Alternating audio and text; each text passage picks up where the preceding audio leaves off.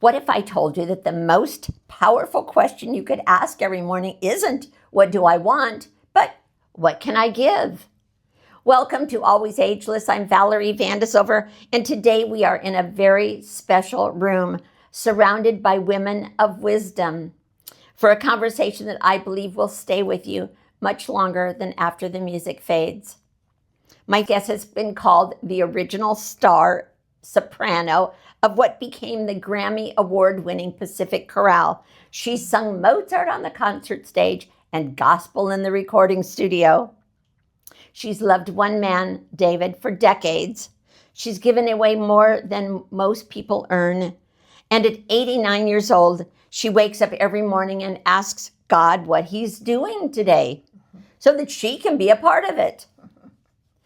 Darrellyn Melilli, it is my pleasure and my honor to have you on our show. Welcome to Always Ageless. Thank you. I'm very pleased to be with you today, Valerie. Thank you. I'm so honored and so pleased that we can have you here. It's a special show, and having someone like you is definitely a part of what we want our show to be. So, Darrellyn, take us back to 1968, walking into the very first rehearsal of what became the Pacific Chorale. What did that room feel like then? Well, it was bare and spare, but it had the right kind of risers for singers. And there we were from the community, every kind of background you can imagine. We were all there because we love music and we love to sing. Some had quite a bit of experience, and some had something maybe from school or from church, and some maybe not very much at all. But we started with great dreams. We had high hopes, and we hired a musician that could do it for us, that had that vision, had the background, had the energy, had the passion. And that was Maurice Allard. And he formed that chorale by himself, really, with a few helpers and a great musician at the piano that could play anything. Larry Gordon was his name. And so, little by little, people came in, and we did have to audition, and that was daunting for some people, but actually it works. And even my husband, who had, as a child, studied piano and not ever sung in a choir, I encouraged him. I said, this chorale needs men, and they need tenors. So why don't you go and try out? So he did. And he said, I sang God Bless America for Maurice Allard. And there was a little committee there to hear. And he was in. And he makes the joke. He says, I told Maurice, I know I'm here because you wanted an Italian singer. Of course. An Italian tenor singer. And that's who he was. That's what he became. And was that his first time singing in that kind of a group? It was the first time. And my businessman husband, he absolutely ate it up. We were there every Monday night together. It was a great thing to be together in music because that was our first time to do that together. And we had David singing in French, Italian, German, Russian, you name it, and he was loving it. So we traveled too. Yes, I was going to ask you. We went on 2 European tours with the chorale. It was eye-opening and heart-opening, yes, and spirit-opening to go to Europe and sing in those fabulous churches where the music was written, because we were singing music that was written to be sung in those huge cathedrals. yes, and it sounded so good. So this was a great part of our lives. We did it for at least 12 years. And where did you first sing? What was your first concert hall in Orange County? Oh, in Orange County. For the chorale, I guess it was the Santa Ana High School Auditorium, because that was known as the best sound in Orange County. Maybe not the best neighborhood at that time, but We went gladly because that was a place that we could be, and our sound would be the best there. And so that's where we started. And how many were in the first group? Do you remember? I don't remember. I really don't. I'm not good at numbers. But you must have grown then in size. Oh, we grew. We filled up those bleachers, and we had a very nice group, and attracted singers that wanted to sing classical music, and they came from all over, and it was gratifying, and we felt like we had something to give to Orange County, and we set ourselves to sing classical music, and that in itself kind of set us apart, because there's many kinds of music and many music experiences that are fun and interesting, but we just happened to believe that there was something almost like eternal about classical music. It has come to us down through the ages, and it lasts. And you can sing the same Bach cantata for 100 years, and you will still be inspired. And so we've stuck with the classical music, and we're glad we did. And then you moved into the Segerstrom Center. Well, that was much later. Much later, yes. So at that time, for a historical viewpoint, were you before the symphony? I think we were, actually. The symphony was definitely getting going. Perhaps I hadn't thought of it, but we were maybe doing this sort of at the same time.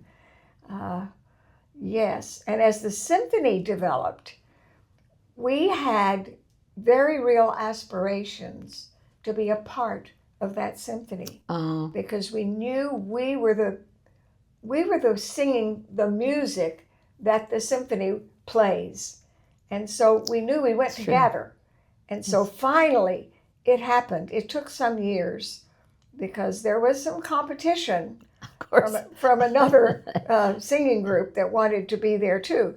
So it took some time, but finally our chorale, which was called the Irvine Master Chorale, actually, at first became the Pacific Chorale, and we were joined in collaboration with the Pacific Symphony, and that has lasted and grown, and both organizations are mightily enhanced by having this association.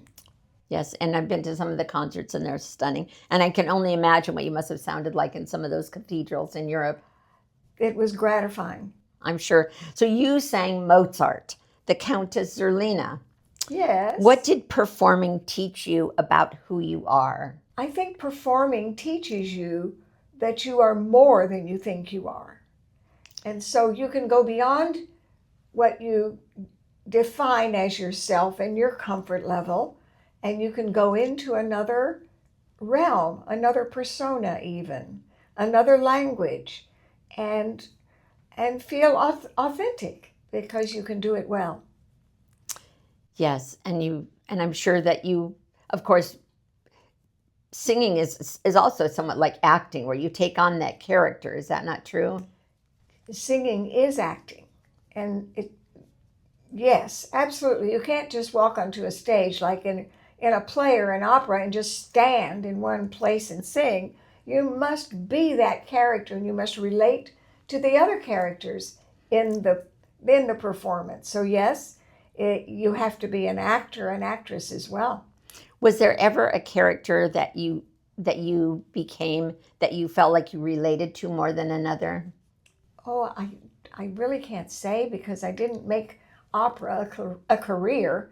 So I just enjoyed the performances. I enjoyed, yes, being the different characters. And I was a lyric coloratura, and that sent me into a certain direction, because that is the high tessitura for the female voice. And the music that we're able to do is not only high, but it's very florid and fast moving and special. And so that sends you into certain characters, right? Did you ever find yourself in a situation where, like, I'm going to prove that I can do this and I can become this, and you found yourself, it became your spirit, kind of like, yes, I'm going to become this glorious person?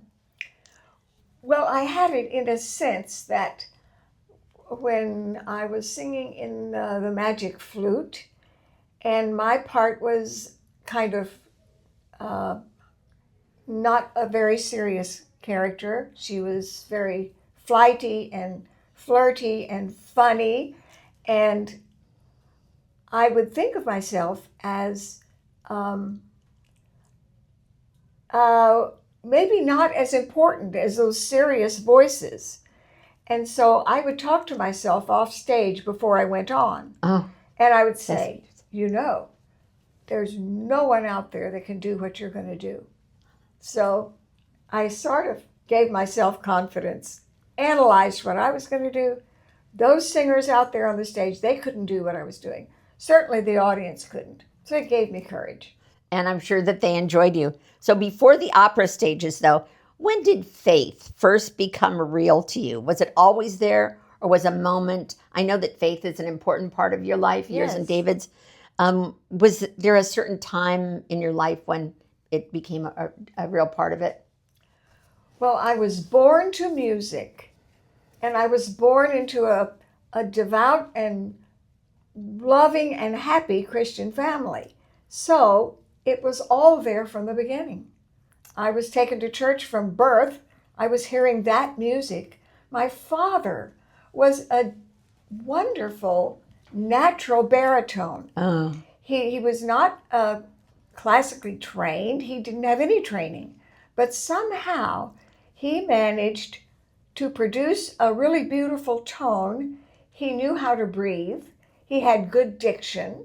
He had good taste. He was very gifted. And even though he was a businessman, this music was on the side for him. But he was good enough at it that he was hired by the Shipley Baking Company in Fort Smith, Arkansas. They baked bread. That white gummy stuff that kids love. And that's who hired him. And he sang 5 days a week for 15 years for the Shipley Baking Company. And he sang in the ballroom of the biggest hotel in our town, Fort Smith, Arkansas. And there was a big pipe organ there. Oh. And there was a woman in the radio station that would play for him.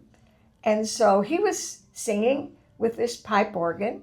He was singing gospel music. He was singing thematic music, whatever the season was. There was a war going on, World War II. He would sing the songs that were relating to the war.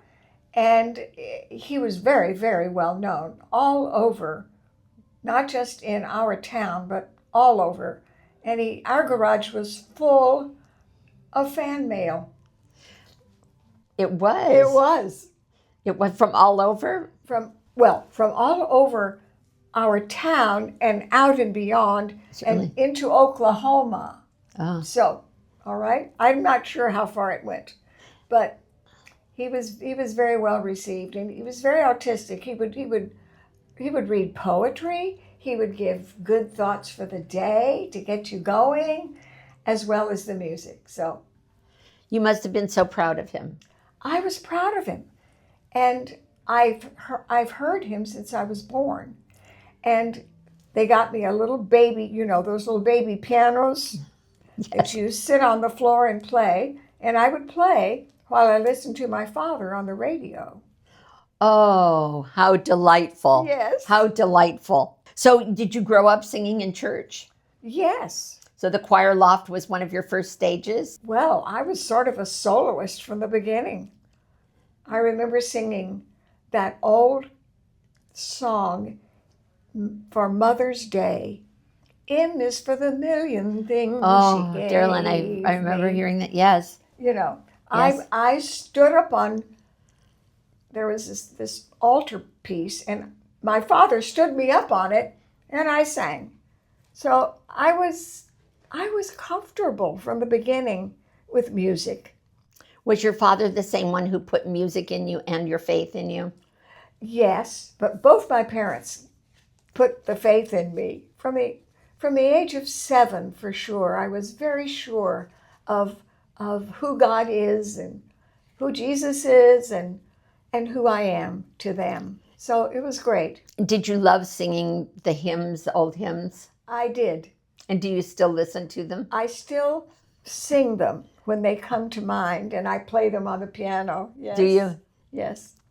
You and David have partnered in music, faith, and giving, both of your hearts and with your assets for decades. What is the secret to a marriage that performs that many duets? The secret to our long and happy marriage has been separate bathrooms. Oh, what great answer. And probably so many of our listeners and viewers are saying, that's for sure. That is for sure. We both had spirit backgrounds, so we were matched in that kind of way. And my husband was just so generous with me. He always encouraged me in my music. And I was still taking lessons when we married. I was in Louisiana State University getting my bachelor's degree in vocal performance. Then we married, and I went to graduate school and got a master's degree in vocal performance. He supported me all the way through, encouraged me, and always has. When I got going in music, particularly out here in California, there were more opportunities. And he always helped me and encouraged me. And if he had to give in order to make a performance happen, he would give. I'm very appreciative to him. And with your singing and your vocal performance degree, was there something that you always wanted to be? Did you always want to be an opera star? Was there a certain performance media that you had in mind? When I was in college and studying music, and a lot of people are they're getting ready for a career and they have a path, but I had fallen in love with David Victor Mellili. And so there you have two things together, and you can't do 100% both ways. So I made the decision I wanted to have as much of a normal life as I could and have a home and children, if that were possible, and music. So I wanted it all. And so in the end, I really did get to do that. I didn't have a world career, but I had a career. It was very satisfying. And I felt that what I did was high quality and well received. So I'm satisfied that I did what I was supposed to do with music. And being together in the Pacific Chorale brought you two together with your family element and your music at the same time. It did. It was a great enrichment because marriages have to grow. And that was something that both of us grew in and enjoyed together, shared with all these wonderful people that were singing with us and with our conductor, and it enlarged our lives. And I'm sure you probably had a few social events at your house. Well, yes. Yes, particularly when we moved to Laguna Niguel, and we were able to open our home for all kinds of events, which we were so happy to do. I know you did. We were very fortunate. That's okay. But we were very fortunate. I was able to be a guest in your home at one event. Glad. I don't remember, but I know that Coronado Point went through a fire at one time, not terribly long ago. And we'd love to just hear a little bit, take you back to that day. Your home has always been not only just a house for you and David, because I know you brought people into your home, and it was not just to show off your house, but literally just to share your lives with people. And how tell us about that day. Well, that was the most usual, beautiful May day, May the 11th, 2022. I'd just gotten up from my afternoon nap, which I love, and was just standing in the living room. I don't know, you can always find something to do, whatever room you go in your house. So I was just, puttering around. And I got a call from my neighbor down the street, Jane Harvey. She said, Darrellyn, there's a fire in the valley. I said, I don't see a fire. I was looking out the window down that direction. And she said, don't you see the smoke? No, I don't see any smoke. She said, I think you should call David to come home. And and then she said, oh, I have to get off the phone. Bob is telling me I need to video the house. Well, that got my attention. She lived like 7 houses down the street from me, or 7 or 8 houses. And if she was worried and thinking her house was going to go on fire, then I had to worry. So I quick got my phone and I went around the downstairs and videoed. Oh, first I called my husband. He and his nephew was with him, which we're very thankful. They both came. And I don't know, we just didn't believe this was going to happen. We stood in the backyard and looked across the fence, and we finally began to see a little fire, but it was not prominent. It didn't seem to be coming our direction. And finally we could see it. The wind was blowing it the other way. We thought, we're going to be safe. We're going to be all right. But the wind changed, and we got a real heads up when a plane flew over and dumped fire retardant into our backyard where we were standing, and we got covered with it. So I said, well, we have to get in. We have to get in out of this. And I was just worried about our clothes. And David had his favorite jacket on. I said, give me your jacket and I'll throw it in the wash. And see, I couldn't take it in. I couldn't understand that we were threatened. And I did. I took his jacket. I had a jeans coat on, put them in the washing machine. And David was on the phone trying to find out why the sprinklers weren't coming on. And he told me, he says, you better go upstairs and put something in a bag.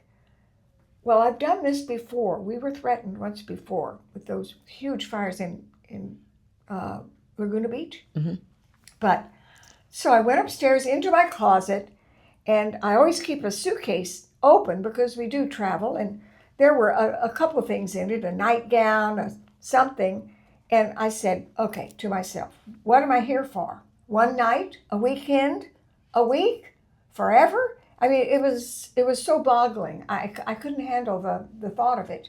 But so I just grabbed a few things. I mean, grabbed. You couldn't make selections. I was too distraught and confused. So I just grabbed a few things. Our nephew, Jonathan, came up the stairs. I was standing outside the closet by this chest that had all my jewelry in it. The good, the bad, the indifferent. And I couldn't choose there either. I just grabbed 2-3 things, threw them in the bag, and he came up and he says, we have to go now. So he took my bag and escorted me down the stairs. And we went out the side entrance into a breezeway that leads to the garage. And it was filled with red embers blowing with ferocity down that passageway. And I knew we had to walk through that. So we did. I thought my hair would catch on fire, but it did not. We escaped with our lives and left everything else behind. Did the fire department come and knock on the door? No, not that we know. Not that we know. No one came. We didn't see them. When we left, we were perhaps the last to leave. They were out there. But no one came in. We never saw a fire truck. We just weren't aware that it was being fought. I'm sure it was, but we weren't aware of it. And you left thinking you would be home that night or the next day? When we drove out, we were in it just smoke everywhere. It was dark. It was smoky. We couldn't see anything. And we just drove out, up our street, and I didn't even look at the house. There was something in me that I just couldn't even look. If it were burning, I didn't want to know. So we left and just drove down the hill and said, what do we do now? Our son called us from Texas, and he says, are you all right? We said, well, we are, but we don't know what to think. He said, I'm watching TV, and there are 30-foot flames coming out of the top of your house. And that's the first we knew that our house was on fire and that it would not last. So we said, what do we do? Where do we go? And thank God for a good and loving brother and sister-in-law that don't live far away. So we said, well, we'll just go. Go to their house. There. And we just showed up. We were unexpected. They didn't have the TV on. They didn't even know why we were there. So he said, quick, turn the TV on. So we sat on my brother's sofa in the family room and watched our house burn down. So sad. What a shame. It changes your life. It's a division in life. And you have to make up your mind. Am I going to live in the past? Am I going to be sad and regretful? Or am I going to go forward and believe that our lives that were so good before will be good again? Because God has not changed, and He will be good still. And He has been. And He was, and He have been. Yes. And again, I know that your home was such a source of memories and happy times for so many people. I think it's important to think about, put that in perspective, that it's just a different phase. That if you move, you just go to a different phase. It's not that your life is over. And that you gave so much in that home. It was worth so much to so many people. You just had to step out of it and go on. You're right, Valerie. You're right. And we were somehow satisfied that we had fully enjoyed it and fully used it in all the ways that it was possible to help and bring blessing and pleasure and comfort to other people. And so we are content in that regard. We are. You wake up every morning asking, Father, what are you doing today? Because I want to be a part of it. That's it. What does that look like to you on an ordinary Tuesday? Well, I did it today.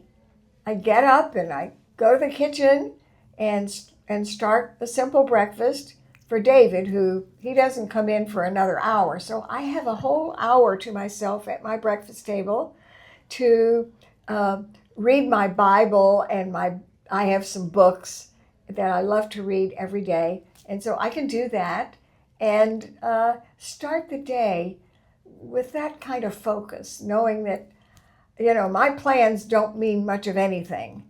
But there are plans, and I want to know what God's plans are. And mostly I just want to know, I want to see what He's doing.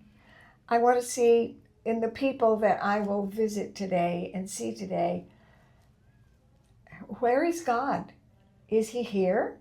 I believe He's here. He is. Yes. Yes, He's in this room. Yes, I believe that. Darrellyn, you gave when you had nothing, and you give now that you have much. What has a lifetime of generosity taught you that accumulating never could? I was raised by parents that gave, and they always had enough and more than enough. And they taught me and my brother there will always be enough.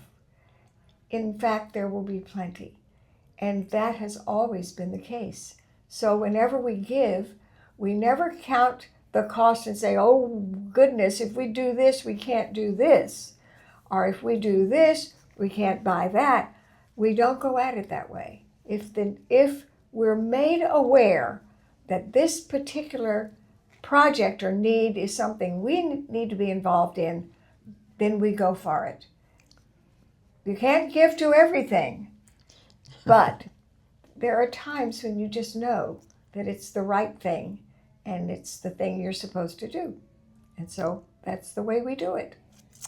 And you have done that. And you've touched so many. For the woman today who's listening, who thinks her best singing, either literally or figuratively, is behind her, what would you tell her? I'm that lady. Oh, I don't think so. Because my best singing is in the past. I have to be very realistic. My voice is not what it used to be. It's not even, to my ears, very pretty. But I have this song going in me all the time. I have joy. I have the memories. And when I interview singers, and they are so fulfilled and passionate, I can identify with that completely because I was there. I've been there. I know what it is. It's a certain kind of fulfillment that can only be had when everything is going right. The breathing, the technique, the inspiration, and you can forget about your body and yourself and just flow. And that is real, the joy of performance. And I can see it in others, and I'm delighted when I can see it in others. So whether someone is actually singing vocally or singing with their life, Yes. it's the same. Yes, the creativity is in everything. It's in cooking and sewing and painting and dancing and enjoying nature and taking care of loved ones and raising children. All of it is joy. As we close today, I keep coming back to something Darrellyn said, that the question was never, what do I get? It's always, what can I give? She wanted to be of service, always. But sitting in this room today, I understand something, that calling doesn't always take you where you planned. It takes you where you're needed or where God leaves you. Yes. Darrellyn found it in a choir loft, a concert hall, a cathedral, and a lifetime of open, loving hands. And you listening right now, our listeners and our viewers, your version is waiting for you. Whatever your age, especially because of your age. This is what we mean when we say aging is ascension, not a winding down. It's a rising up. Thank you, Darrellyn Melilli. Thank you, women of wisdom. I'm Valerie Van De Zilver. This is Always Ageless, living fully and aging differently. Until next time, keep rising.